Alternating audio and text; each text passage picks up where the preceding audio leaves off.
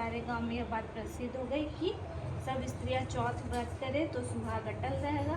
जिस तरह से साहूकार की बेटी का सुहाग दिया, उसी तरह से चौथ पाता सबको सुहागित रखे। एक करवा चौथ के उपवास भी सनातन में एक हुआ ना।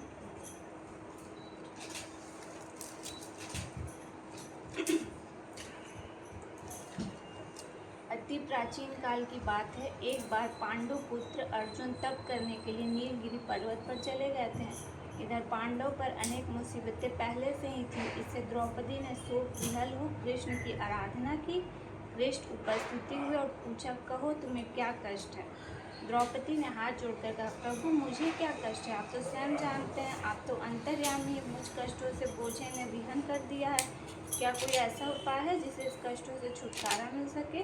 तुम्हारा प्रश्न अति उत्तम है द्रौपदी। कृष्ण मुस्कुरा कर बोले, प्रभु फिर मुझ दुखी नारी का कष्ट दूर करने का उपाय बताइए। द्रौपदी यही प्रश्न एक बार पार्वती जी ने शिव जी से किया था। तब श्री शिव जी ने करवा चौथ का विधान बताया था। तब कृष्ण ने एक पल सोचने के बाद कहा, दुख सुख जो सांसारिक माना जाता है, प्राणी उसमें सदा ही लिप्त रहता है। मैं तुम्हें अति उत्तम करवा चौथ व्रत की कथा सुना रहा हूँ, इसे ध्यान से सुनो। प्राचीन काल में गुणी विद्वान धर्मपरायण एक ब्राह्मण रहता था। उसके 4 पुत्र तथा एक गुणवती सुशील पुत्री थी। पुत्री ने विवाहित होकर चतुर्थी का व्रत किया, किंतु चंद्रोदय से पूर्व ही उसे क्षुधा ने बाध्य कर दिया।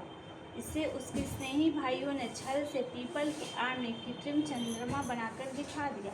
लड़की ने अर्घ्य देकर भोजन कर लिया। भोजन करते उसके पति की हृदय गति बंद हो गई। इससे दुखी हो उसने अन्न जल त्याग दिया। उसी रात्रि में इंद्राणी भूविचरण करने आई। ब्राह्मण पुत्री ने उनसे अपने दुख का कारण पूछा। इंद्राणी ने बताया, तुम्हें करवा चौथ व्रत में चंद्र दर्शन से पूर्व भोजन कर लेने से यह कष्ट मिला।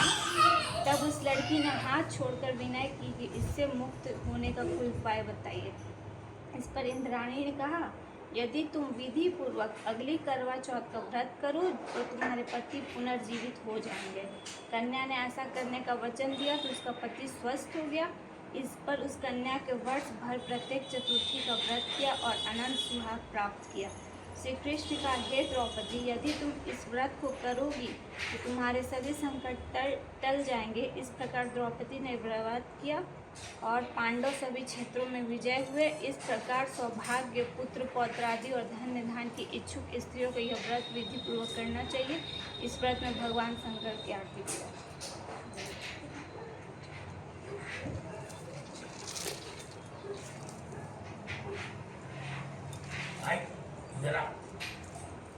इधर आ